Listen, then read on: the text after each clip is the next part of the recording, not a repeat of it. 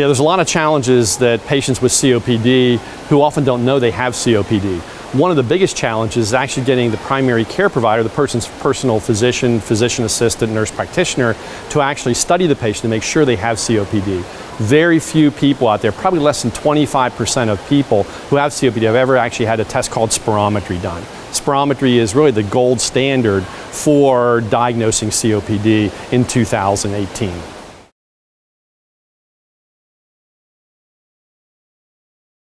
Yeah, well, the real gold standard, as I mentioned before, is spirometry. So when we're comparing all the other methods that people have used, whether they've used questionnaires, whether they've actually in some instances just used a history and physical exam and talked to a patient, we know that those are all good tools to use and need to be used, but they're not the gold standard.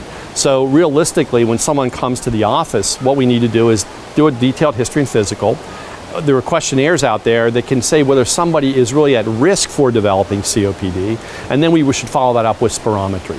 Other tests have been used, peak flow measures have been used, full pulmonary function tests, but spirometry is very easy to perform and really can be performed in the primary care setting in a physician's office, and they don't need to send the patient to a specialized lab to get a set of full pulmonary function tests done.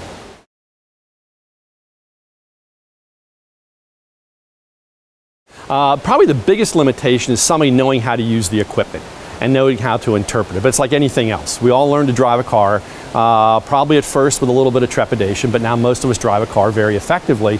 And I think that that can be done with spirometry. Once we get spirometry into the hands of the primary care physicians or the primary care offices, then we can get them trained on this, and then they can learn how to interpret it as well. Interpretation is something that you don't have to go to a pulmonary fellowship to learn how to interpret simple spirometry, but it's one of the things that you want to make sure that it's interpreted in the correct way.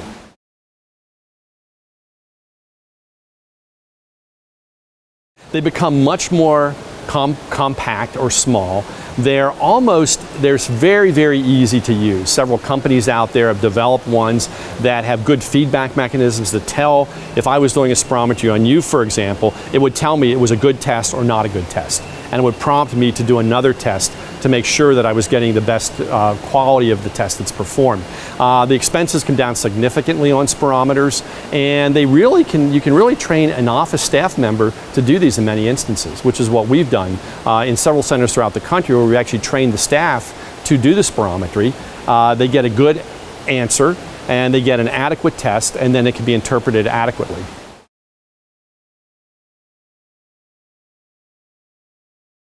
I think the first thing is get spirometers into the hands of primary care providers and getting them to sort of look at this as another vital sign, if you will. Everybody does a blood pressure measurement, everybody does a pulse measurement.